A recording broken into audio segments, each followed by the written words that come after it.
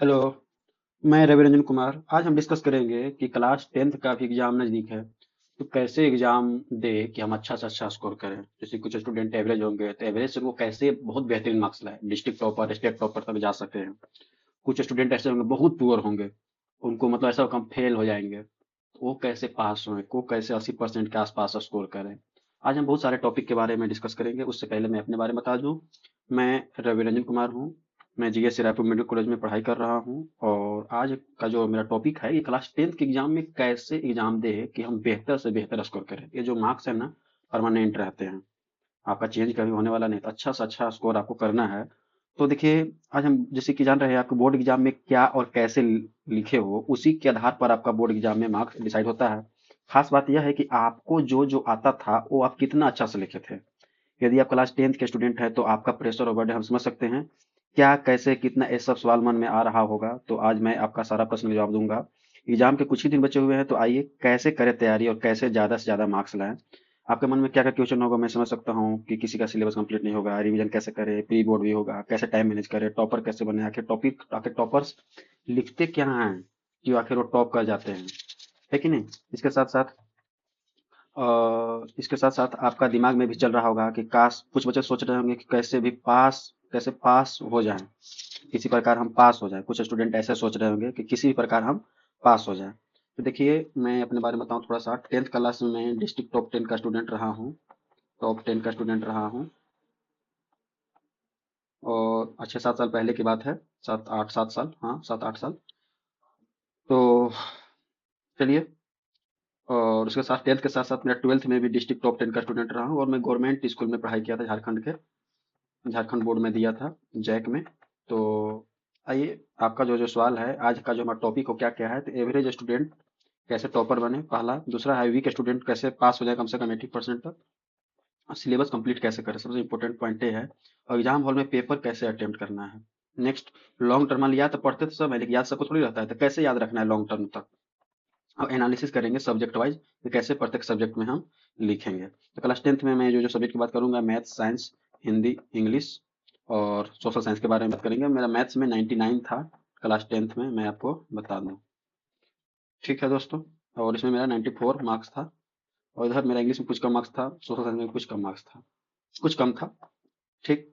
तो चलिए, सबसे पहले आपको मैं बात करता हूँ। जो सबसे पहले हमारा टॉपिक है कि एवरेज स्टूडेंट हो या वीक स्टूडेंट हो, उन सब के लिए सबसे कॉमन बात क्या है। तो उन सब का जो सबसे कॉमन बात है कि टॉपर होना है, टॉपर हो या फिर पास होना है, ये दोनों के लिए एक ही बात है। क्या है भाई? सबसे जो पहला पॉइंट है वो ये है कि आपको जो एग्जाम में है, से एग्जाम में जो भी आंसर लिखेंगे वो आंसर आप पॉइंट वाइज लिखेंगे। हिस्ट्री जैसा आपको आंसर नहीं लिखना है, आपको आंसर एकदम पॉइंट वाइज लिखना है। और दूसरी पॉइंट है कि मैक्सिमम क्वेश्चन अटेम्प्ट करना है। क्या करना है? Maximum question attempt. जैसे कुछ होंगे महानुभाव बोल रहे होंगे एक ही चैप्टर पढ़ो, एक ही चैप्टर को बड़ी बढ़िया से करो। अरे एक चैप्टर पढ़ने से नहीं होगा, पूरे चैप्टर पढ़िए। हो सकता है कि पहला चैप्टर से क्वेश्चन टफ आ जाए, दूसरा चैप्टर से क्वेश्चन इजी आ जाए, तो पूरा पढ़े रहेंगे तभी तो दूसरे चैप्टर से आप सवाल को बनाएंगे। इसलिए हमेशा हमेशा हम कोशिश करिए कि कंप्लीट सिलेबस को पढ़ें। सिलेबस हमेशा कोशिश करें कि ज़्यादा से ज़्यादा कंप्लीट करें, और उसके साथ साथ नहीं हो पा रहा है तो इम्पोर्टेंट चैप्टर को जरूर ही पढ़ लें। आपका शिक्षक आपके कोचिंग स्कूल में आपको टिक लगवाए होंगे, उसके अनुसार आप इम्पोर्टेंट जरूर कर लें। और नेक्स्ट, सैंपल पेपर जरूर सोल्व करें। सैंपल पेपर ऐसे जरूर सोल्व करें, और कम से कम एक सैंपल पेपर डेली सोल्व करें, ये प्रत्येक सब्जेक्ट। मान लीजिए आज फिजिक्स किए तो कल केमिस्ट्री, कल केमिस्ट्री के मतलब आज साइंस किए तो कल मैथ किए तो कल सोशल साइंस, ऐसे चेंज कर करके सैंपल पेपर पर डे एक बनाए ही बनाए। और नेक्स्ट है कि जितना अच्छा लिखोगे उतना ही ज्यादा क्या मिलेगा आपको, मार्क्स मिलेगा। उसी के अनुसार क्या मिलेगा, मार्क्स मिलेगा, जितना अच्छा लिखोगे। और सिक्स्थ पॉइंट है कि आपको सबसे पहले आपको राइटिंग पर ध्यान देना होगा। राइटिंग तो इंपॉर्टेंट है ही, उसके साथ साथ राइटिंग अच्छा नहीं है तो कोई बात नहीं, लेकिन अंडरलाइन करने आपको आना चाहिए इंपॉर्टेंट पॉइंट को। और दो शब्दों के बीच ऐसे गैप होना चाहिए, गैप बिटवीन टू वर्ड्स। ठीक है, तो यही 6 पॉइंट है कि आपको ऐसे टॉपर बनना है। कौन कौन पॉइंट वाइज लिखना है आपको, हिस्ट्री जैसा नहीं लिखना है, कहानी के लाइन से।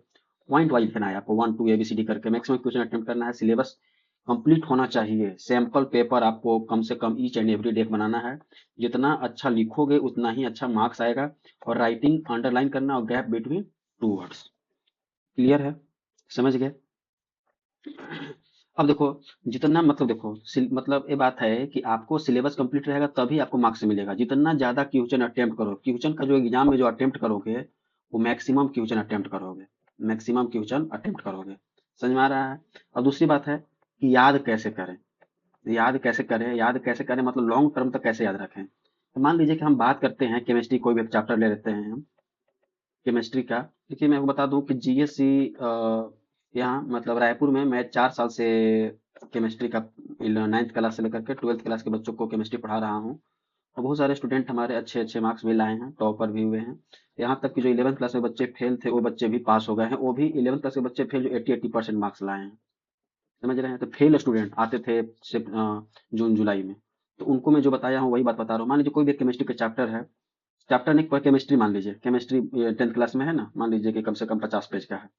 ठीक, कैसे याद करेंगे? तो आज मान लीजिए कि 5 पेज हम पढ़ना चालू किए, डे 1, डे 2, फिर क्या करेंगे, नया 5 पेज पढ़ेंगे। तो देखिए मान लीजिए कि डे 1 या डे 2 है, तो डे 2 पर जैसे ही आएंगे ना, तो जो डे 1 में जो पढ़े थे ना 5 पेज, जो डे 1 में 5 पेज पढ़े थे उसको ऐसे 5 से 10 मिनट में इसको रिवाइज कर लीजिए, फिर आगे पढ़िए। फिर मान लीजिए डे 3, तो डे 3 में क्या करना है, 5 पेज फिर से पढ़ना है।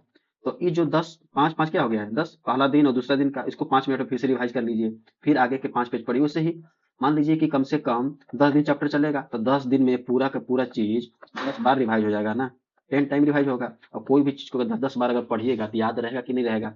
तो ऐसे ही सभी चैप्टर के सभी चीजों में, मान लीजिए कि फिजिक्स हो गया, केमिस्ट्री हो गया, बायो हो गया, सोशल साइंस हो गया, इंग्लिश हो गया, हिंदी हो गया, ये सब सब्जेक्ट में आपको यही रूल अपनाना है। तो आपको लंबा समय तक याद भी रहेगा और परमानेंट मेमोरी में भी बैठेगा। तो आप समझ सकते हैं कि हमारे पास कौन कौन पॉइंट हो गए। एवरेज स्टूडेंट का होगा clear, weak student, syllabus complete कैसे करना है ये बता चुके हैं आपको हम। एग्जाम हॉल में अब एक ही चीज बचा है कि एग्जाम हॉल में कैसे लिखे, और पेपर वाइज एनालिसिस हमको अभी करने की बात करेंगे।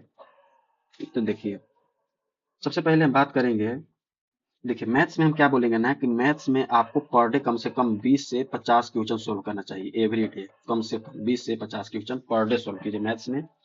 और फिजिक्स में जहां तक बात है, न्यूमेरिकल और कुछ कुछ डेरिवेशन रहता है, उसको आप ऐसे डेली के डेली देखिए, और न्यूमेरिकल कम से कम 10 डेली बनाइए, मिनिमम 10। और डेरिवेशन जरूर से जरूर देखिए। बाकी जितना भी रट्टा मारने वाला है वो सब कुछ जैसे मैं बताया अभी वैसे ही ऐसे बारी बारी से आप पढ़िए, आपको ऐसे याद रहेगा।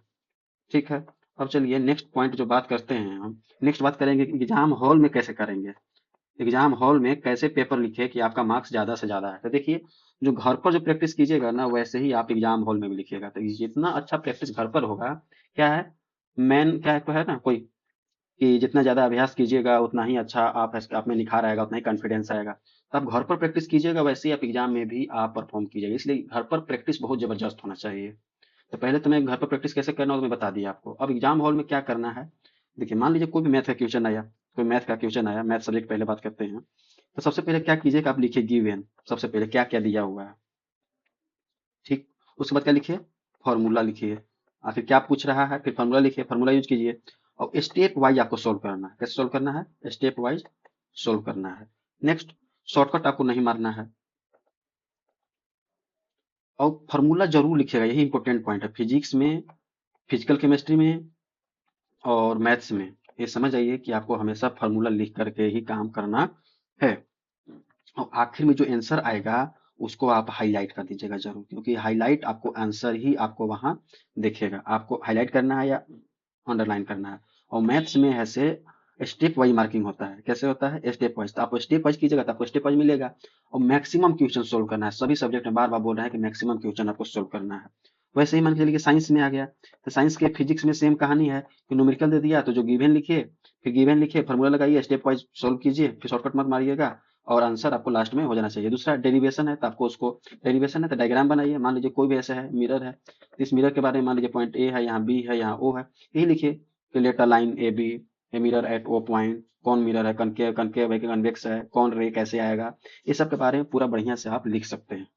न्यूमेरिकल आएगा तो न्यूमेरिकल आपको सोल्व करना होगा। वही अगर डिफिनेशन आया तो डिफिनेशन में आया तो कुछ डायग्राम की जरूरत है, जरूर डायग्राम बनाइए। साइंस में डायग्राम बनाना बहुत इंपॉर्टेंट होता है। नेक्स्ट है केमिस्ट्री। तो केमिस्ट्री में क्या करना है भाई, तो केमिस्ट्री में डेफिनेशन आए या कुछ भी आए, डेफिनेशन आए तब पर भी आपको इस डेफिनेशन के साथ उसका केमिकल फार्मूला कोई चीज से रिलेटेड है तो केमिकल फार्मूला लिख सकते हैं, या फिर केमिकल रिएक्शन। तो केमिकल रिएक्शन कैसा होना चाहिए, बैलेंस्ड होना चाहिए। तो बैलेंसिंग के बारे में बहुत बेहतरीन तरीका से मैं बताया हूँ अपने वीडियो में, तो आप उसको जरूर देखिएगा। इस प्रकार आप ऐसे कर सकते हैं। और नेक्स्ट नेम जरूर लिखिएगा, केमिकल नेम। कैसा नेम, केमिकल नेम, या फिर IUPAC नेम ऑर्गेनिक में है तो आप ऑर्गेनिक नेम आपको लिखने आना चाहिए, तो आपको ऐसे मार्क्स बेहतर से बेहतर मिलेगा। यानी कि केमिकल रिएक्शन के बिना आपका केमिस्ट्री बेकार है, समझे। नेक्स्ट है बायो। तो बायो में क्या करना है भाई, बायो में भी वही सेम कहानी। बायो में भी आपको डायग्राम है तो डायग्राम बना दीजिए, बाकी पॉइंट वाइज आंसर लिखना है। कैसे लिखना है, पॉइंट वाइज। तो पॉइंट वाइज यदि लिखेंगे तो आपको ऐसे मार्क्स बेहतर से बेहतर मिलेगा। अगर हम बात करें इंग्लिश की है, तो इंग्लिश में क्या करना है। अब देखिए थोड़ा सा एक चीज मैं भूल गया था, मान लीजिए कि कहीं आ गया फोर्स बराबर एम है, तो ऐसे जरूर लिखेगा कि एफ क्या है, तो एफ हमारा है फोर्स, एम क्या है मास, अब ए क्या है एक्सेलरेशन। ऐसे लिखने से क्या होता है कि अच्छा इंप्रेशन जाता है एग्जामिनर पर, तब ऐसे मार्क्स आपको बेहतर देगा। ठीक। इंग्लिश, इंग्लिश में क्या करना है कि देखिए grammar portion, English plus Hindi की बात कर रहे हैं तो ग्रामर पोर्शन को तो मैं छोड़ दो, मैं उसके बाद डिस्कस नहीं करूंगा, वो तो आप पढ़ ही रहे होंगे। जो चैप्टर आता है ना बुक से, तो बुक में देखिए राइटर के नाम और प्लस चैप्टर का नाम आप रख लीजिएगा। कोई भी मतलब अगर इस चैप्टर से आया तो इस राइटर का नाम आपको लिखने आना चाहिए। चैप्टर का नाम, राइटर का नाम लिखिए और उसको अंडरलाइन कर दीजिए। उसके बाद ऐसे आप स्टार्ट कीजिए बनाना, मतलब ऐसे लिखिए the chapter written by X Y wants to explain, wants to tell, या मतलब समझाएं हैं, या मतलब क्या बोलते डिस्क्राइब दैट, ऐसे कुछ करके आप लिखिएगा तो आपको ऐसे बेहतर इंग्लिश में भी या हिंदी में भी मार्क्स मिल सकता है। अब SST की खास बात क्या है कि इसमें क्या करना है, रट्टा मारना है। समझ सकते हैं तो समझ लीजिए, रट्टा मारिएगा तो रट्टा मारिए। तो वैसे ही 5-5 10-10 पेज करके डेली रिवाइज कीजिए, डेली पढ़िए, तो आप कर सकते हैं। कम से कम एग्जाम से पहले टोटल सिलेबस को 3 से 4 बार आप खत्म कर दीजिए, तब आपका ऐसे जो मार्क्स ऐसे बेहतर आएगा। ठीक है दोस्तों, यदि आपको हमारा वीडियो अच्छा लगा होगा तो प्लीज़ हमारे चैनल को सब्सक्राइब कर देंगे और अपने दोस्तों तक जरूर शेयर करेंगे, इसे लाइक जरूर करेंगे।